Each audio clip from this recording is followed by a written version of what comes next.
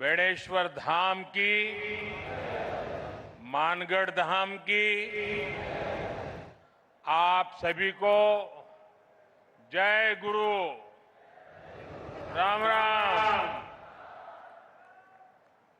राज्यपाल श्रीमान हरिभाऊ बागड़े जी,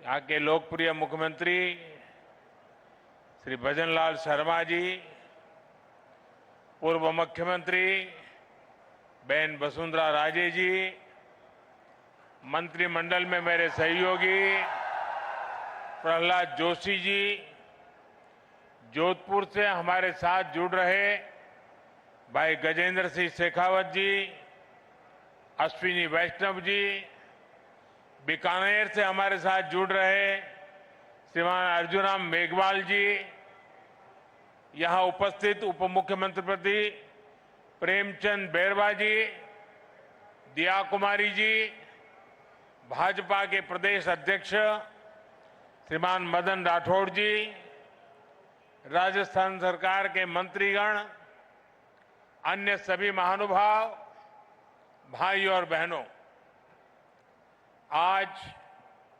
नवरात्र के चौथे दिन मुझे बांसवाड़ा में मां त्रिपुर सुंदरी की धरती पर आने का सौभाग्य मिला है। मुझे कांठल और वागड़ की गंगा मानी जाने वाली माही मां के भी दर्शन हुए। माही का पानी हमारे आदिवासी भाई बहनों के संघर्ष और उनकी जीवटता का प्रतीक है। महानायक गोविंद गुरु जी के प्रेरणादायी नेतृत्व ने जो अलग जगाई, माही का पवित्र जल उस महागाथा का साक्षी है। मैं मां त्रिपुरा सुंदरी और मां माही को श्रद्धापूर्वक नमन करता हूं। साथियों, साधना और शौर्य की धरती से मैं महाराणा प्रताप, राजा बांसिया भील, उनको श्रद्धापूर्वक उनका पुण्य स्मरण करता हूं और उन्हें नमन करता हूं। साथियों, नवरात्रि में हम शक्ति के 9 स्वरूपों की पूजा करते हैं और आज यहां ऊर्जा शक्ति यानी बिजली उत्पादन से जुड़ा इतना बड़ा आयोजन हो रहा है। राजस्थान की धरती से आज बिजली क्षेत्र में भारत के सामर्थ्य का एक नया अध्याय लिखा जा रहा है। आज राजस्थान, मध्य प्रदेश, आंध्र प्रदेश, कर्नाटका और महाराष्ट्र में 90,000 करोड़ रुपए से ज्यादा के बिजली प्रोजेक्ट शुरू हुए हैं। 90,000 करोड़ रुपया से ज्यादा के प्रोजेक्ट्स एक साथ शुरू होना ये दिखाता है कि देश आज बिजली की रफ्तार से आगे बढ़ रहा है और इस रफ्तार में देश के सभी हिस्से शामिल हैं। हर राज्य को प्राथमिकता दी जा रही है। यहां राजस्थान में भी क्लीन एनर्जी प्रोजेक्ट और ट्रांसमिशन लाइन की आधारशिला रखी गई है। बांसवाड़ा में राजस्थान एटॉमिक पावर प्रोजेक्ट का शिलान्यास हुआ है।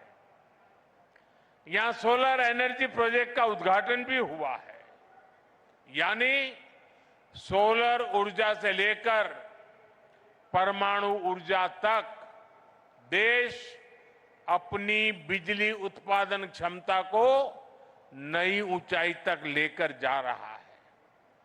साथियों, आज तकनीक और उद्योगों के जमाने में विकास की गाड़ी बिजली से ही दौड़ती है।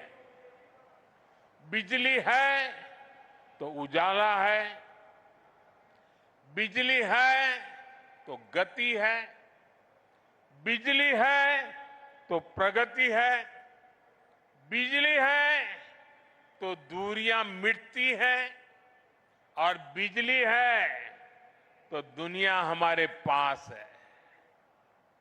लेकिन मेरे भाइयों बहनों, हमारे देश में कांग्रेस की सरकार ने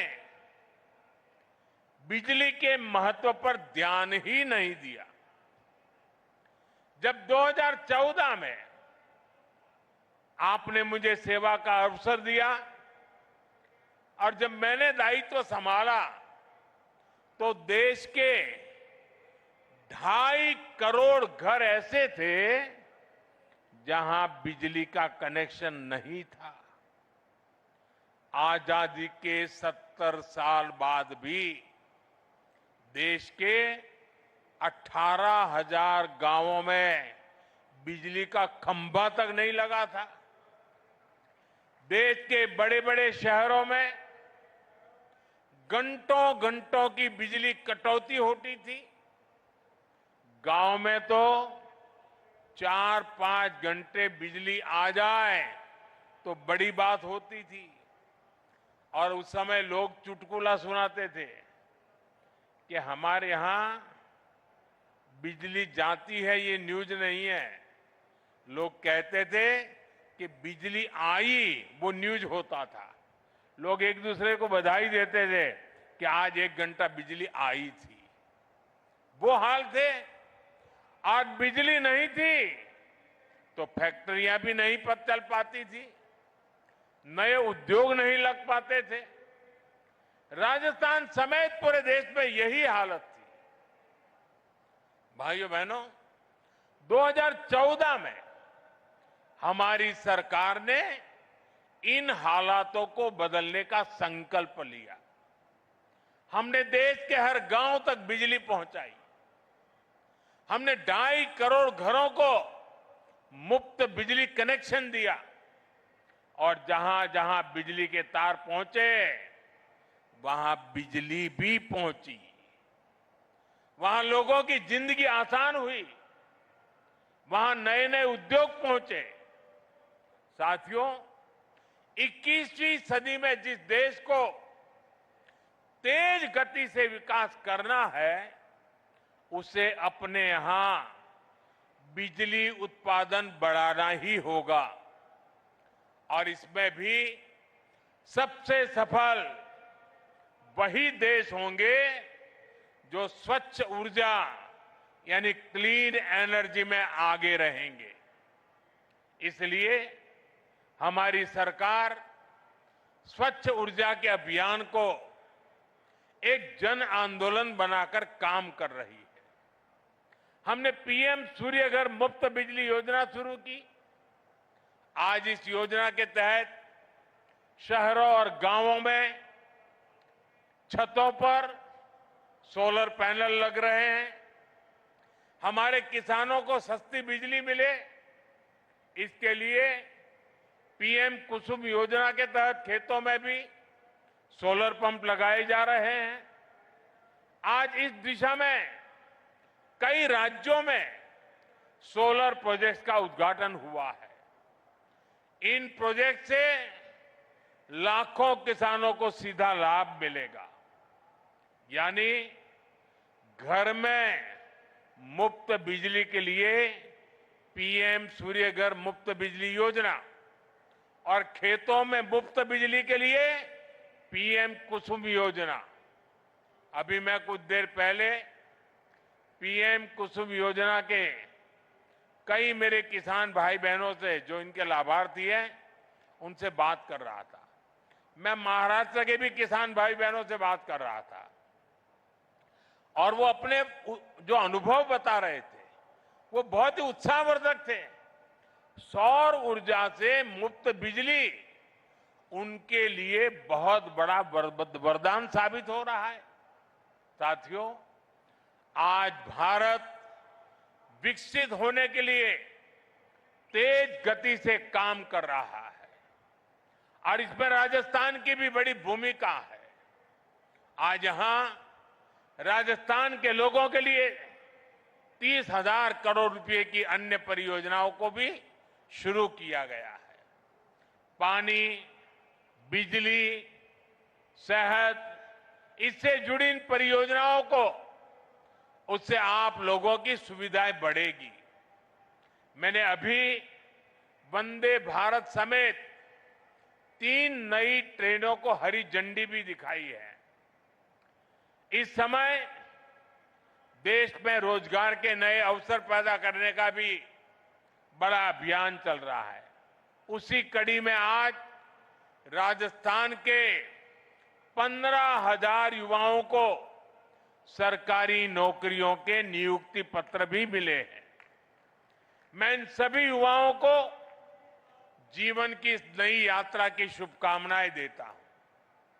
मैं राजस्थान के लोगों को विकास की परियोजनाओं के लिए भी बधाई देता हूं।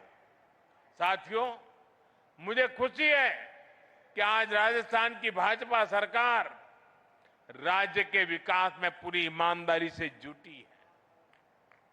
कांग्रेस ने राजस्थान को लूटकर जो जख्म दिए उसे भरने का काम हमारी सरकार कर रही है। कांग्रेस सरकार में राजस्थान पेपर लीक का सेंटर बन गया था।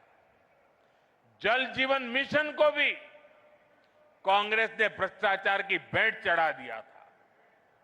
महिलाओं पर अत्याचार चरम पर था। बलात्कारियों को संरक्षण दिया जा रहा था। कांग्रेस राज में बांसवाड़ा, डूंगरपुर, प्रतापगढ़ जैसे क्षेत्रों में अपराध और अवैध शराब का कारोबार खूब पनपा। लेकिन जब यहां आपने भाजपा को मौका दिया तो हमने कानून व्यवस्था को मजबूत किया, योजनाओं में तेजी लाए। हम यहां बड़े बड़े प्रोजेक्ट लगा रहे हैं। आज राजस्थान में हाईवेज, एक्सप्रेसवेज का नेटवर्क बिछाया जा रहा है।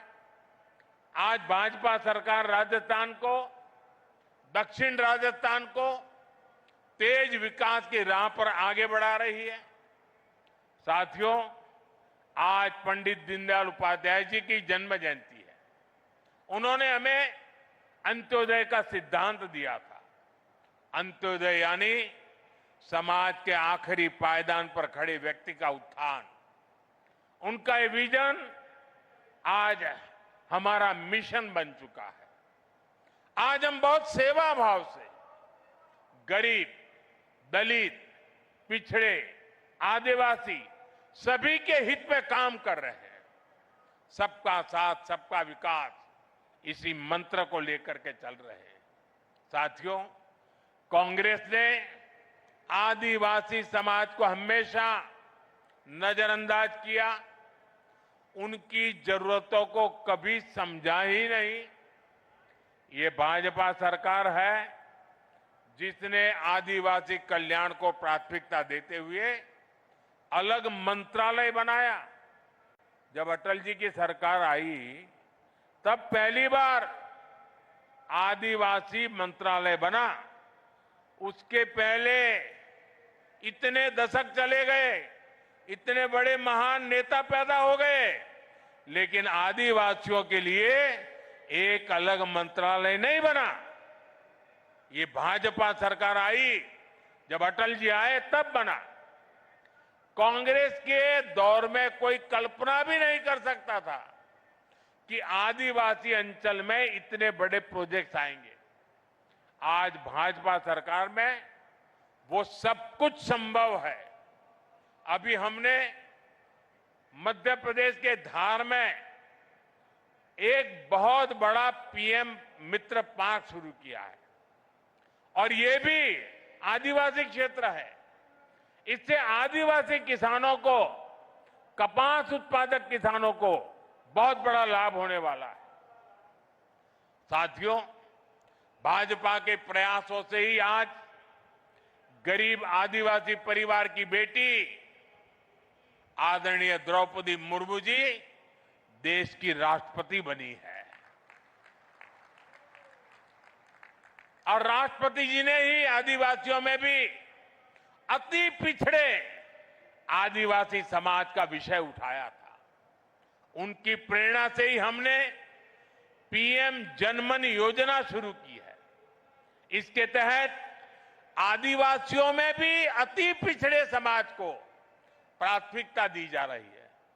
आज धरती आबा जनजातीय ग्राम उत्कर्ष अभियान के तहत जनजातीय गांवों को आधुनिक बनाया जा रहा है। भगवान बिरसा मुंडा को लोग धरती आबा के रूप में भी जानते हैं। इसका लाभ 5 करोड़ से ज्यादा आदिवासियों तक पहुंचेगा। आज देश में सैकड़ों एकलव्य मॉडल आदिवासी विद्यालय खोले जा रहे हैं। हमने वनवासियों और अनुसूचित जनजातियों के वन अधिकारों को भी मान्यता दी। साथियों, आप ये भी जानते हैं, हमारे आदिवासी भाई बहन हजारों वर्षों से जंगल के संसाधनों का इस्तेमाल करते आए हैं। ये वन संसाधन उनकी प्रगति का जरिया बने, इसके लिए हमने वन धन योजना शुरू की। वन उपज की चीजों पर हमने एमएसपी को बढ़ाया।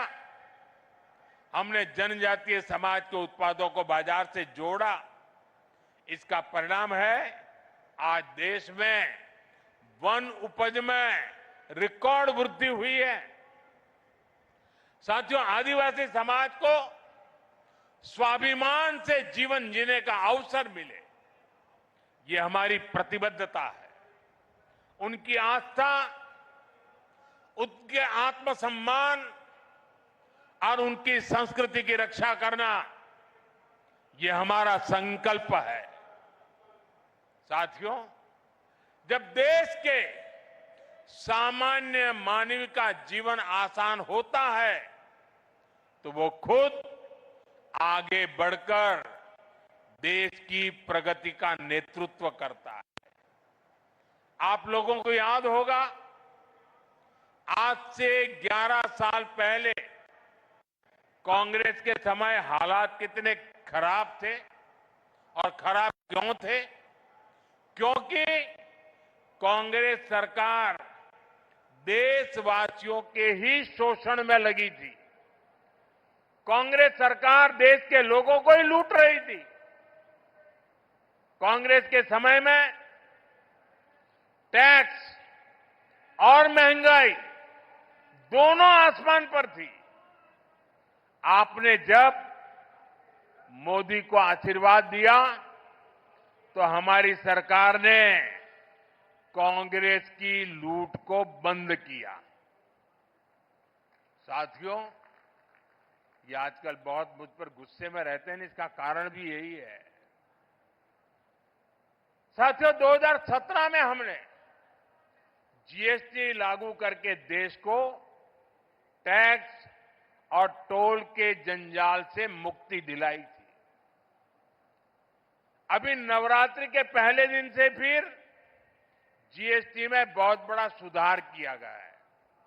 इसका नतीजा ये हुआ है कि आज पूरा भारत जीएसटी बचत उत्सव मना रहा है। हर रोज इस्तेमाल की जाने वाली ज्यादातर चीजें सस्ती हो गई हैं। यहां इतनी बड़ी संख्या में माताएं बहनें आई हैं, और जब मैं अभी जीप में आ रहा था, सब माताएं बहनें आशीर्वाद दे रही थी। घर में माताओं बहनों के लिए रसोई का खर्च कम हो गया है।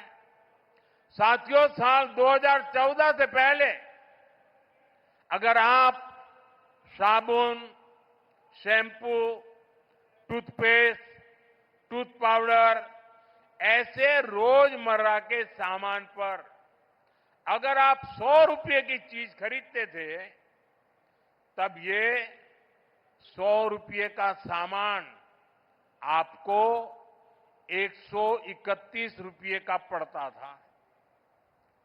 सामान 100 का और देना पड़ता था 131 रुपया।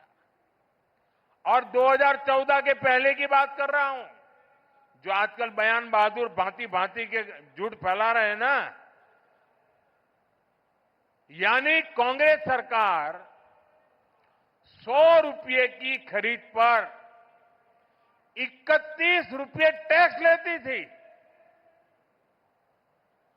2017 में जब पहली बार हमने जीएसटी लागू किया तो यही 100 रुपये का सामान सिर्फ 18 रुपये बढ़े और 118 रुपये में आने लगा। यानी कांग्रेस सरकार से भाजपा सरकार आते आते 100 रुपये पर 13 रुपये की बचत हुई।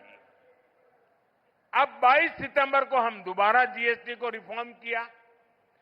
जीएसटी रिफॉर्म के बाद जो 14 के पहले 100 रुपये का 131 रुपया देना पड़ता था, अब 100 रुपया में सिर्फ 5 रुपया टैक्स लगता है, सिर्फ 105 रुपया देना पड़ता है।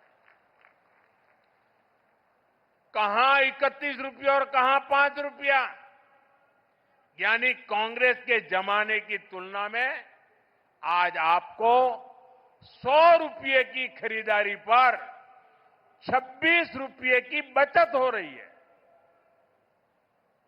माताएं बहनें तो महीने के बजट का पूरा हिसाब रखती है। हम हिसाब से तो दर महीने अब आपको सैकड़ों रुपये की बचत होने वाली है।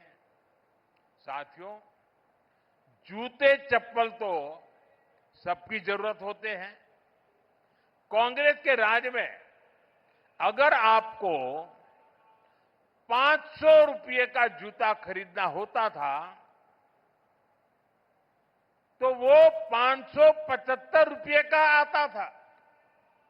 यानी 500 का जूता और बिल आता था 575। यानी कांग्रेस 500 रुपये के जूते पर 75 रुपये का टैक्स आपसे वसूलती थी। हमने जीएसटी लागू किया तो टैक्स 15 रुपया कम हो गया।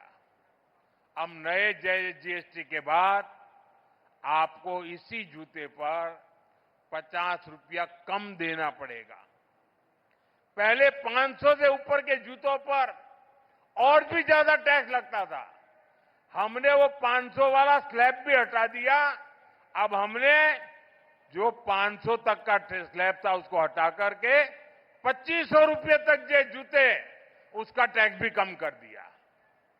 साथियों, एक सामान्य परिवार का सपना होता है कि उसके पास एक स्कूटर या मोटरसाइकिल हो। कांग्रेस राज में ये भी पहुंच से बाहर था। कांग्रेस 60,000 की बाइक पर, अगर एक बाइक आप खरीदते हैं 60,000 रुपये में, तो 19,000 रुपये से अधिक टैक्स लेती थी। बताइए, 60,000 रुपये के सामने 19,000 से ज्यादा टैक्स। 2017 में हम जीएसटी लाए तो ये टैक्स 2-2.5 हजार रुपया कम किया। और अब 22 सितंबर को जो दरें लागू की, उसके बाद अब 60,000 की बाइक पर सिर्फ 10,000 रुपया टैक्स हम ले आए नीचे। यानी 2014 की तुलना में करीब 9,000 रुपये का फायदा हुआ।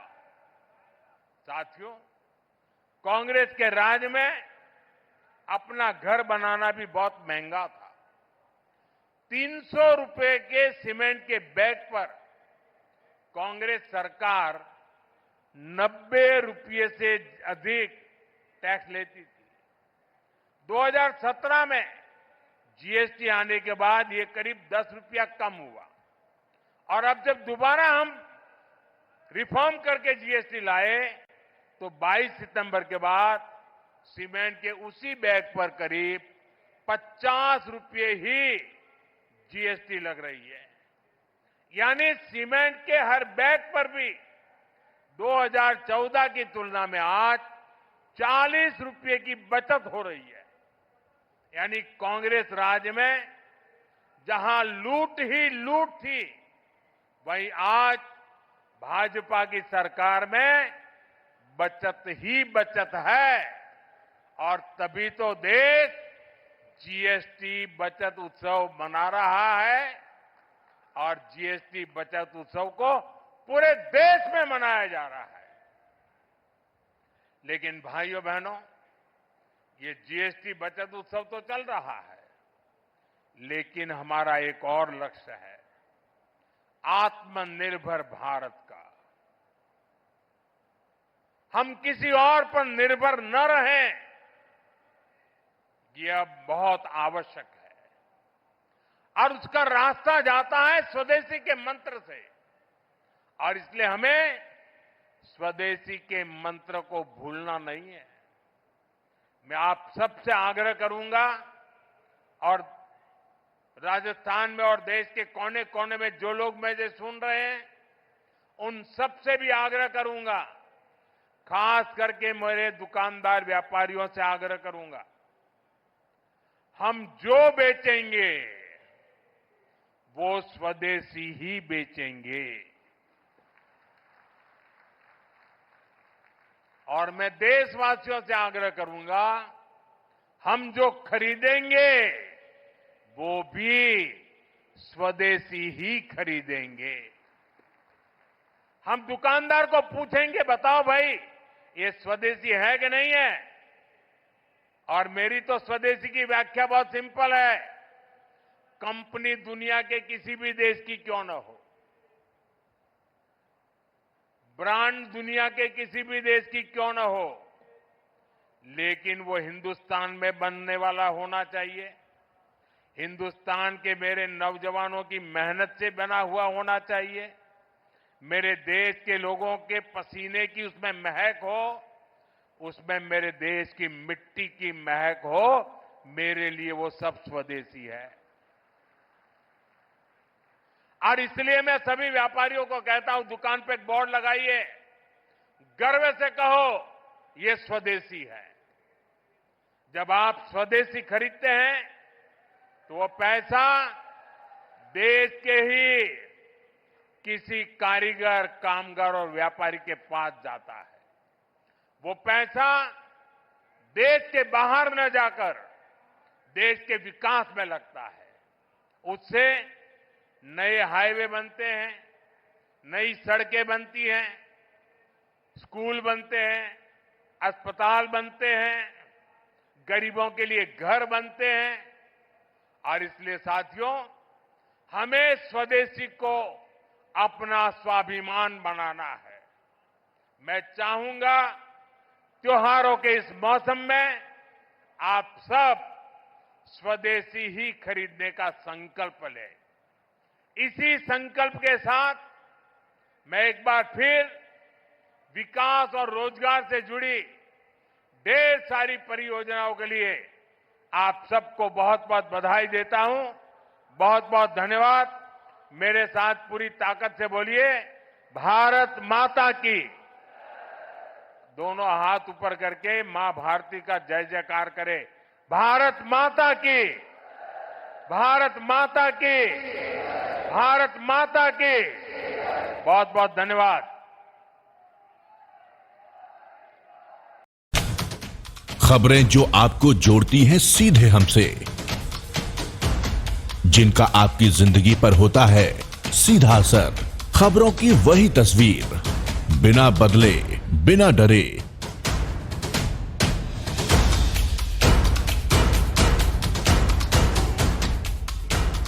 सच का जज्बा लिए सच दिखाते हैं हम, आपकी आवाज के साथ। TNI आवाज।